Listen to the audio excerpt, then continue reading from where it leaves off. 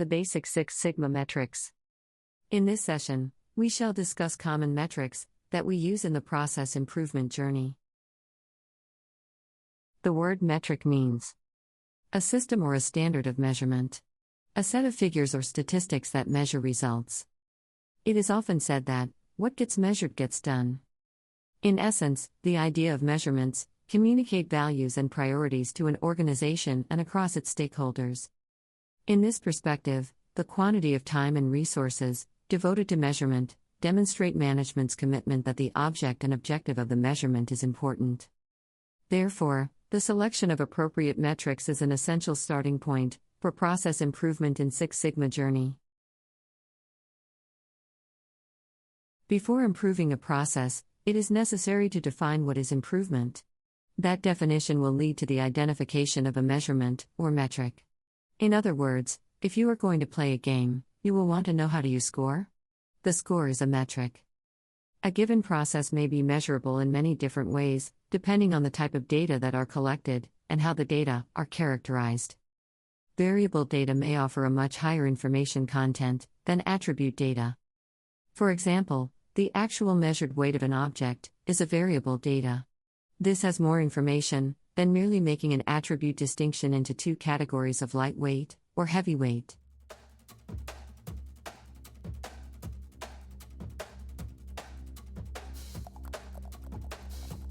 For Six Sigma projects, the goal is to maintain statistical process control. The measurement matrices most commonly used include the sigma level, 1 sigma, 2 sigma, 3 sigma, etc., the rolled throughput yield, RTY, defects per unit, DPU, defects per million opportunities, DPMO, the first pass yield, FPY, first time right.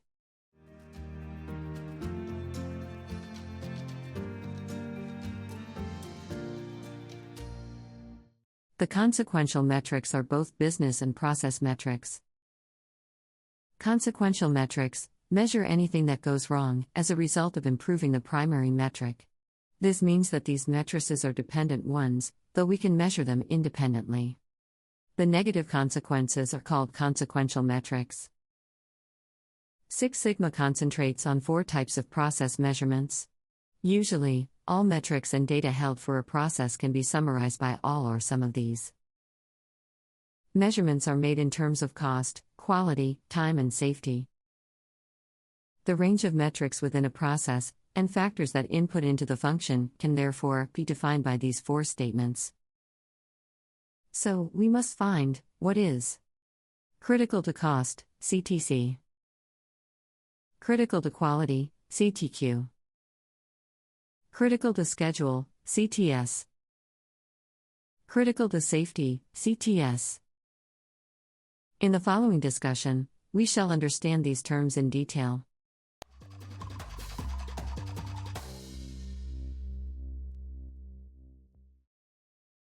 The critical to cost metric or CTC may refer to consideration of many aspects of manufacturing and operations. These are the costs of inventory kept on hand. This shall include raw materials, work in progress, finished goods, and stores and spares.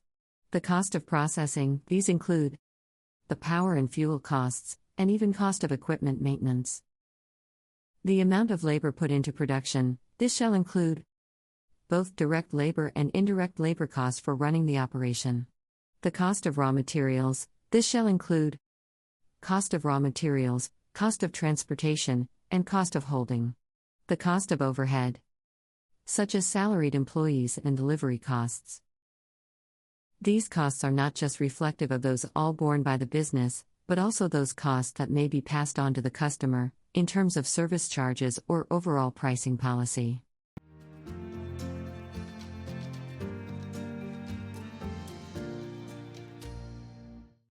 Critical to quality or CTQ refers to the accuracy of performance or expected look of a product. It may be one of the most familiar areas to individuals, because it is often a very good measure of customer satisfaction and delight. Essentially, CTQ is the cost to achieve the desired quality, as expected by the customer. We have learned this aspect in detail in our earlier lessons. We may take a simple example here.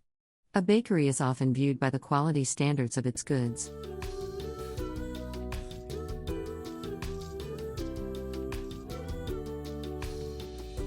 Critical to schedule, or CTS.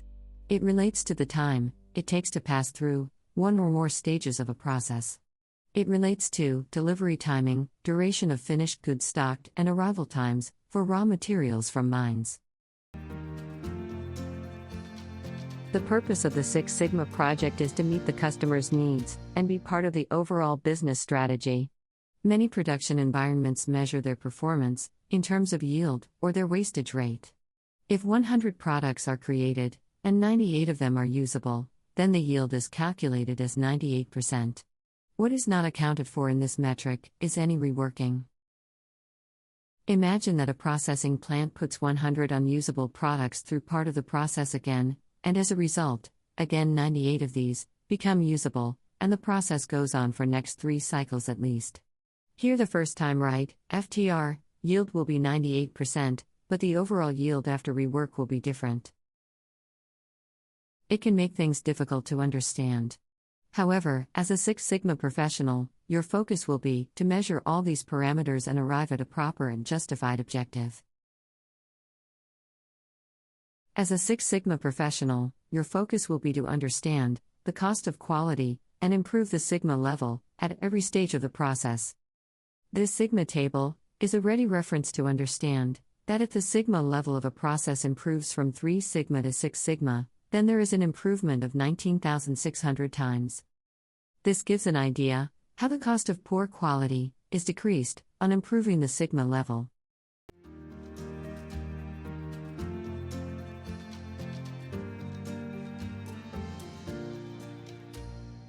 Rolled throughput yield is the probability that a process with more than one step will produce a defect-free unit. Rolled throughput yield quantifies the cumulative effects of inefficiencies found throughout the process. It is also first-pass yield, which measures the probability or percentage of time that a manufacturing or service process will produce a defect-free unit. This requires mapping out a process to determine how many steps it involves. The reliability formula for a system in series with n process steps is Rs equals R1 multiplied by R2 multiplied by R3 multiplied by R4 and so on to Rn. Since the reliability of a process step is the yield of that process step, when quality is the performance metric, this formula then becomes RTY equals Y1 multiplied by Y2 multiplied by Y3 multiplied by Y4 and so on till Yn, where Y is the yield that is proportion good for each step. Calculations can become increasingly complicated as more parallel processes are introduced. It is first necessary to calculate the yield of each process step. We can estimate the yield of a process step by dividing units accepted by the number of units produced for that step. Suppose a process step produced 10 units, and only 8 were good units. The yield of that step would be 8 divided by 10 or 0.80. Rolled throughput yield is calculated by multiplying the yields of each process step. RTY calculation.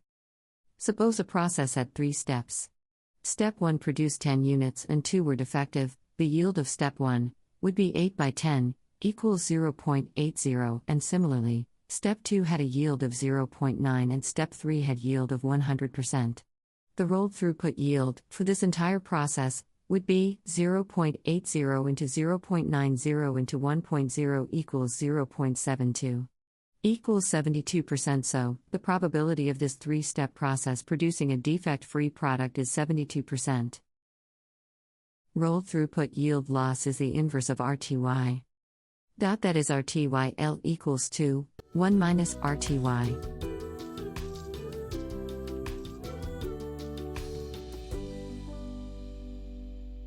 Defects per unit or DPU stands for the total number of defects divided by the total number of products. For example, in a bearing manufacturing plant, during in-process inspection, it was observed that there were 34 defects in 750 units. Here it may so happen that same defect is occurring multiple times, and one ball bearing may contain multiple defects as well. We are interested to count the total number of defects. Thus, there can be only 10 defective bearings that contained all the 34 defects from, say, 5 types of defects. So all other 740 pieces are good units. Therefore, the DPU will be 34 divided by 750. That equals to 0.045. This means that the probability of occurrence of defects per unit produced is 0.045. And process yield will be 740 divided by 750 equals to 98.67%.